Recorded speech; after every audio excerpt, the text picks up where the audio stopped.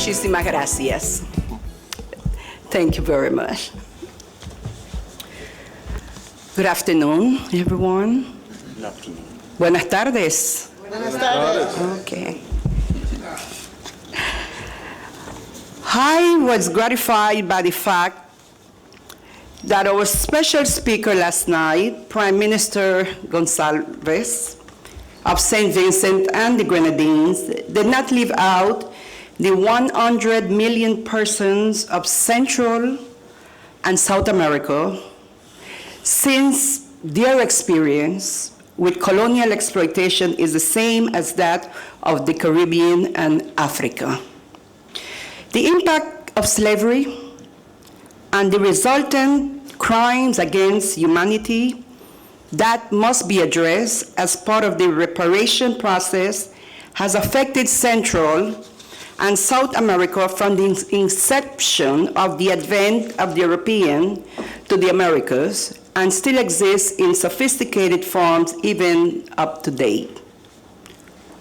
I am not surprised that the coalition between the Caribbean nations and Latin America, known as GRULAC, those countries came apart when the use of transatlantic trade was declared by the Caribbean nations as a crime against humanity.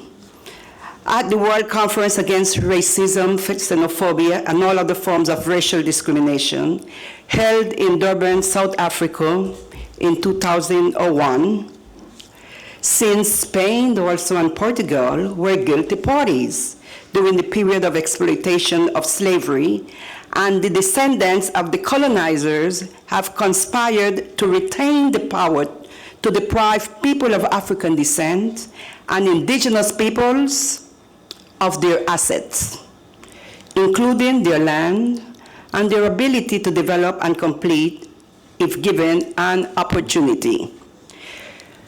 As a result of the economic agenda of the colonizer, they have consistently received monies internationally for development without permitting access to these resources to people of African descent in Latin America and poor women, claiming that their title,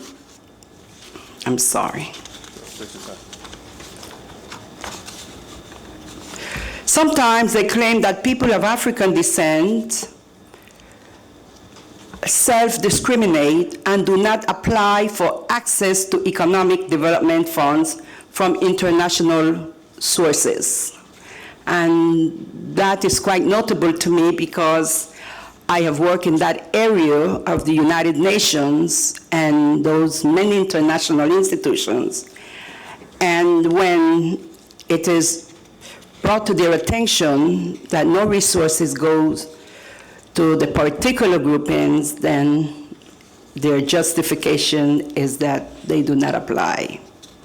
They fail to also point out that in many cases, the general public and people of African descent are not adequately informed of the existence of development resources and/or are faced with regulatory obstacles that make it almost impossible for the person of African descent to apply for and utilize the resources. And I will also include indigenous peoples. Has happened in North America, where the indigenous peoples were forced off the visible, productive land onto land the colonizers and their successors deemed to be less favorable. In Latin America, a parallel process took place where even after people enslaved were liberated from quote-unquote slavery, people of African descent were forced to occupy and lay claim to lands that they were difficult to cultivate. We now see as land in general is becoming scarce and resources become available to some for development. Those in power seek to deprive people of African descent from lands they occupied for more than 200 years by claiming that their title to the land are not recognized. We have many examples of those, our brothers and sisters, the Garifunas in Central America, the countries that were mentioned last night, Belize, Guatemala, Honduras,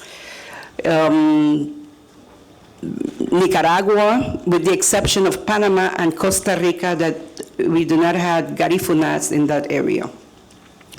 In addition, no attempt is made to distribute fairly development resources to people of African descent on the grounds that they do not exist as a significant percentage of the society. During slavery in Latin America, crimes against humanity were executed. 100 million persons of African descent from Central and South America were deprived of their heritage, culture, and were subjected to vicious subhuman treatment and were not paid for their services. In the rest of Latin America, the deprivation and disrespect of black women by white males has continued even up until today, with the added burden of some black men who are also victims of disrespect, routinely disrespecting and committing the practice of permissible violence against women of African descent. In order to hide the population numbers and to reduce psychological impetus to be involved in the political process, those in power routinely discourage non-white aspiration to leadership by use of fraudulent census processes, by labeling the majority of indigenous peoples and lighter African descendants as mestizo, meaning mixed breeds. In the World Summit on Sustainable Development held in Brazil in 1992, major group status was created to give guidance to the multinational and international agencies as to groups that should be considered for development programs. In that context, they include indigenous peoples as a major group. Therefore, the government of the various countries, with the tacit consent of the international donor communities, do not feel that they have to give developmental resources to people of African descent as they allege do not exist in their trumped up censuses. The rulers deemed that access to consideration in the society was based on pureness of race, and people deemed to be less white were barred from the educational system, access to credit, and to equality of opportunity. In addition, they conclude that since we do not exist in large numbers, they are justified in ignoring people of African descent, a region with over 100 million peoples. There is hope.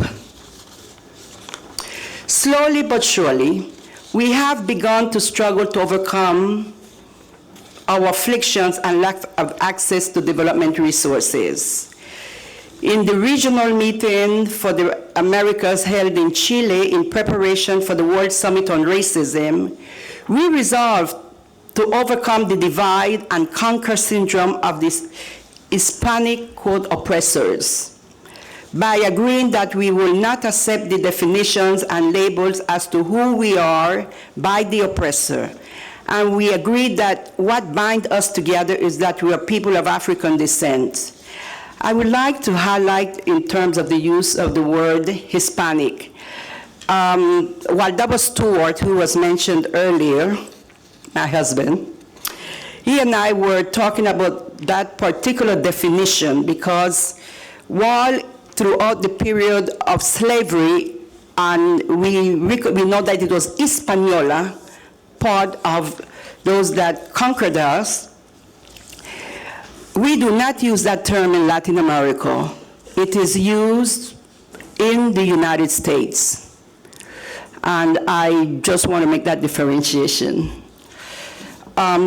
Using the fact that internationally the label African descent is now accepted, we are demanding a designation of African descendant as a major group And we also are encouraging, and we want to work to get a permanent forum of people of African descent also at the United Nations to have our voices be heard.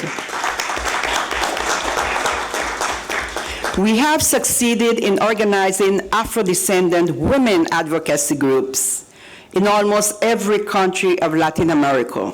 And you will notice I talk about Central America and South America because in most of the time, Central America is forgotten because they're the smaller nations. And so most of the times I know we heard South America, but we want to emphasize for those of us that always felt forgotten that the Central and South America. Those groups are now joining from both parts of the regions, and I must say the Caribbean because we're part of the Caribbean Sea. And joining forces with other women who also feel discriminated around the issue of gender.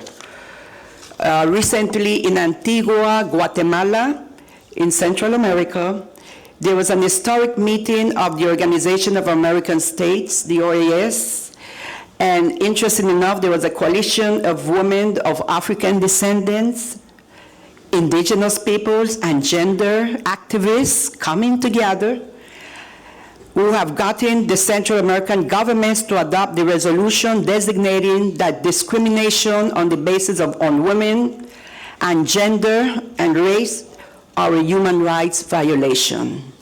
In conclusion, I will want to say that we are one people. We are from Latin America, the Caribbean, but we are mostly African. I want to thank you.